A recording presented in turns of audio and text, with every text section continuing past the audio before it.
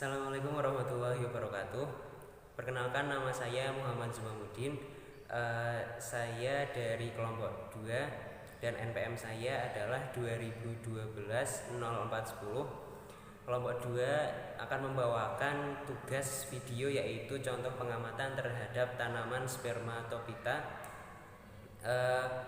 Spermatopita ini dibagi ke dalam dua jenis, yaitu jenis biji terbuka atau gymnospermae, kemudian contoh dari biji yang tertutup yaitu angiospermae. Kedua jenis ini memiliki ciri khasnya masing-masing. Cirinya yaitu yang paling menonjol adalah pada gymnospermae, mereka tidak berkembang biak dengan menggunakan bunga. Mereka berkembang biak dengan alat kelamin jantan dan juga betinanya itu terpisah, tapi masih tetap di dalam satu individu. Dan alat berkembang biaknya itu disebut dengan strobilus. Untuk bijinya itu tidak tertutup oleh buah. Kemudian untuk yang angiospermae itu berkembang biak dengan bunga. Mereka memiliki bunga sejati dan bijinya itu tertutup oleh buah. Jadi sekilas tidak akan tampak karena tertutup oleh buah.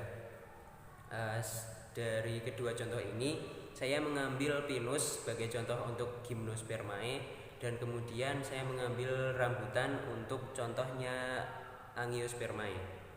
Langsung saja kita lihat videonya dari pengamatan dua tanaman tersebut. Berikut adalah contoh yang saya temukan, yaitu pinus dan rambutan tadi yang saya sebutkan. Untuk pertama saya akan menunjukkan contoh dari gymnospermae, yaitu contohnya adalah pinus ini. Ini adalah bijinya, dapat dilihat seperti ini. Bijinya terbuka dan bisa ditemukan di sini. Letaknya di mana? Ini bagian sininya. Ini dia. Kalau kita buka bagian dalam sini, situ itu harusnya ada bijinya. Mungkin ini adalah contoh yang penyerbukannya tidak berhasil, contoh yang saya temukan, jadi tidak memiliki biji. Nah, pada dasarnya bagian ini yang menyimpan bijinya ini merupakan strobilus dari pinus. Strobilus ini lebih tepatnya adalah strobilus yang betinanya. Untuk yang jantannya di mana?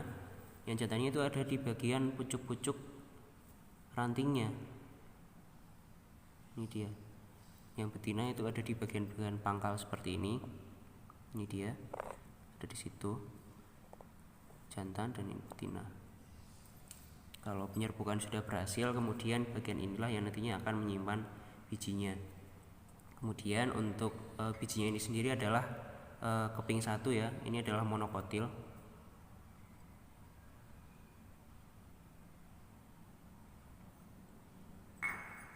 Dia memiliki daun yang meruncing, jadi seperti jarum, daunnya meruncing. Kemudian dia adalah tanaman yang berkayu, jadi dia berkambium.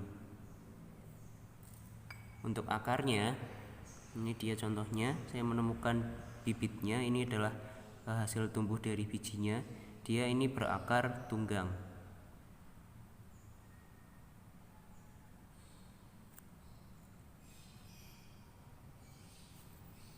Kemudian ini dia contoh yang lain yang saya temukan adalah yang untuk biji tertutup itu saya ambil dari rambutan. Seperti inilah dia. Jadi dia memiliki buah yang menutupi bijinya. Ini bijinya sendiri keping 2 ya. Ini kepingnya sudah saya pisahkan menjadi 2 seperti ini. Ini daging buahnya, kemudian ini kulit buahnya menutupi, jadi tidak dapat langsung terlihat bijinya sebelum dibuka seperti ini.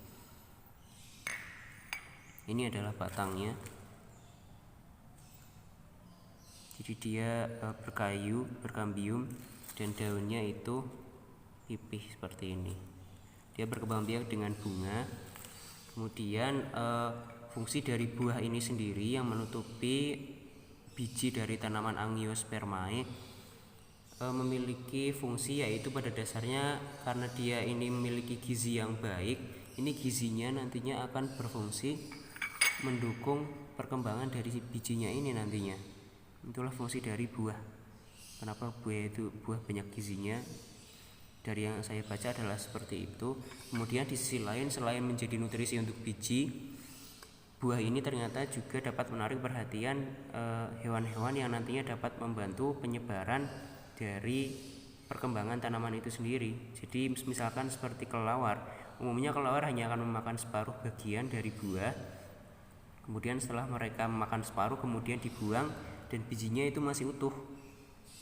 Jadi nanti buahnya akan tersisa separuh untuk perkembangan bijinya ini nantinya masih ada, masih tersisa.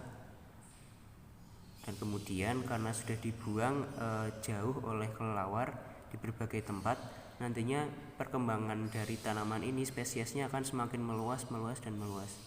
Itu adalah salah satu ada yang mengatakan demikian fungsi dari buah. Baik, demikian contoh yang saya berikan. Kurang lebihnya mohon maaf. Wassalamualaikum warahmatullahi wabarakatuh.